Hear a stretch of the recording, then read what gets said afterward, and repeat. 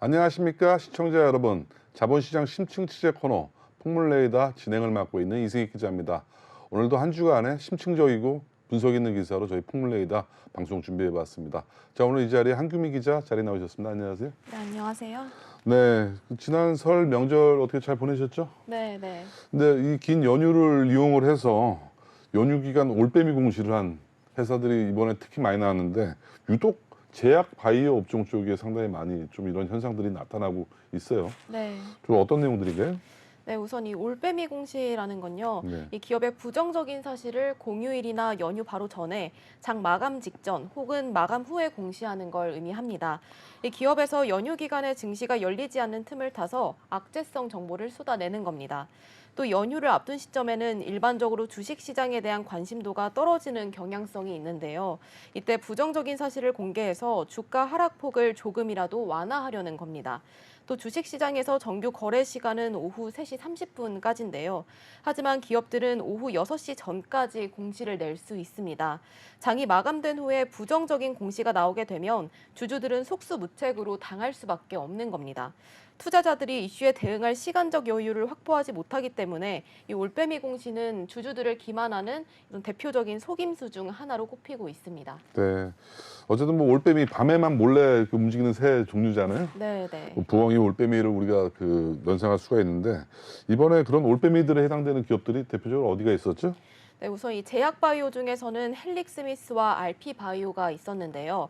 지난 20일 헬릭스미스는 오는 31일 임시 주주총회를 앞두고 주주총회 출석 방해와 의결권 대리 행사 등 총회 소집 절차, 그리고 결의 방법 적법성에 대한 조사를 위해서 검사인 선임을 요청하는 소를 제기했다고 이렇게 이야기를 했습니다.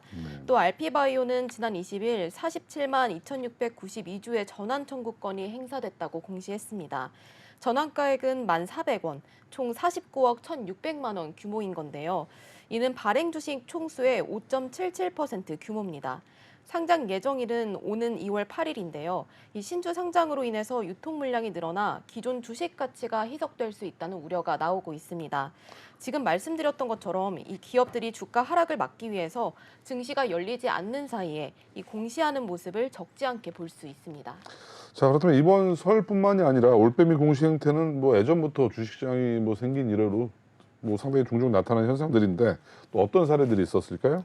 네, 지난해 설에는 ST 바이오센서와 삼천당 제약이 올빼미 공시로 비난을 받았었는데요.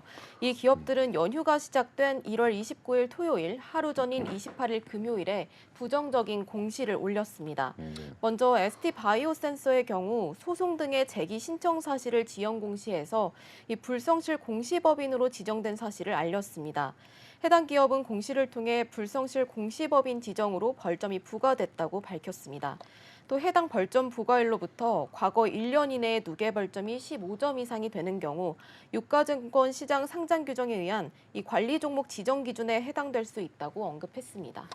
네, 그 아무래도 뭐 좋은 호재성 공시는 뭐 주식 장중에도 많이 내는데 안 좋은 네. 내용의 공시다 보니까 네. 이렇게 올빼미 공시들을 몰래 하는데 아무래도 뭐 많은 주주들이 그 볼 수 없는 시간들이 많잖아요. 네. 그러다 보니까 그 제도적 허점을 이용하는 것 같은데 또 삼천당 제약 같은 경우는 또 어떤 내용의 올빼미 공시를 했죠? 네, 삼천당 제약은 매출액 손익구조 30% 이상 변동 사실을 공시했고 또 경영 실적이 큰 폭으로 악화했다는 사실을 밝혔습니다. 당시 삼천당 제약은 직접 사업 연도와 비교했을 때 영업이익은 약 191억 4,200만 원이 줄었고 순이익은 약 131억 9,200만 원이 줄어서 적자로 전환했습니다. 이 같은 악화 원인으로는 두 가지를 제시했는데요. 먼저 첫 번째로는 바이오시밀러 관련 연구 개발 비용 증가에 따른 영업이익 감소가 있었습니다. 또 두 번째로는 한국 채택국제회계 기준 금융자산 평가 방법에 따라 평가 손실을 인식하면서 이익이 감소하게 됐다고 밝혔습니다. 자, 지난해도 그 추석 연휴 직전에 자세 불리한 소송 관련 공시를 또 낸 기업도 있었죠? 네. 어떤 기업이죠? 네, 지난해 추석에는 알테오젠이 연휴 직전에 자사에 불리한 소송 등의 제기 신청 공시를 냈었는데요. 알테오젠은 자회사 설립을 두고 주주들과 갈등을 겪고 있었습니다. 해당 공시는 소액주주들 13명이 모여서 법원에 알테오젠의 회계장부 열람 가처분을 신청한 사실을 알리는 공시였습니다. 당시 알테오젠은 공시에서 소송 대리인을 통해 법적인 절차에 따라 적극 대응할 예정이라고 밝혔는데요. 이 사례 역시 기업의 불리한 소송으로 인한 주가 하락을 막기 위한 것으로 볼 수 있습니다. 참 그 심술 맞다고 표현을 해야 될까요? 이렇게 명절을 네. 앞두고 편히 그 주도 쉬지 못하게 왜 악재를 꼭 명절 전에 이렇게 내서 추석이든 설 명절을 상당히 불편하게 보내게 하는 이유가 뭘까요? 자, 이런 식의 공시들이 앞으로 투자자들에게는 주주들에게는 상당히 불리하게 작용될 것 같은데 금융당국 측에서는 뭐 이에 따른 뭐 대응들이 없나요? 네, 금융당국이 아예 손을 놓고 있었던 건 아닙니다. 네. 한국거래소는 나름대로 방안을 마련해 왔는데요. 한국거래소는 2019년부터 올빼미 공시 근절을 위한 대응 방안을 발표하고 또 올빼미 공시 기업들의 명단을 공개하고 있습니다. 3일 이상 휴장하기 전에 마지막 매매일의 정규장 마감 후나 연말 폐장일에 공시되는 사항은 올빼미 공시로 간주를 하고 있는데요. 이 휴장일 직후 첫 번째 매매일 하루 동안은 한국거래소 홈페이지에 팝업창으로 공지하고 있습니다. 이번 설에 올빼미 공시로 간주되는 대상은 20일 정규장 종료 후였고 또 연휴 이후 첫 거래일인 어제 하루 동안에는 명단이 공개되기도 했습니다. 자, 이렇게 금융당국이 내놓은 방안들이 실질적인 효과가 좀 있을까요?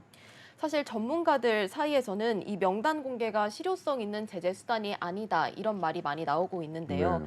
나름 방안이 나오긴 했지만 2019년 이후로도 올빼미 공시는 해마다 문제로 불거졌기 때문입니다. 이 때문에 투자자의 알 권리를 보장하기 위해서는 올빼미 공시를 하는 기업에 직접적인 페널티를 줘야 한다는 목소리가 나오고 있습니다.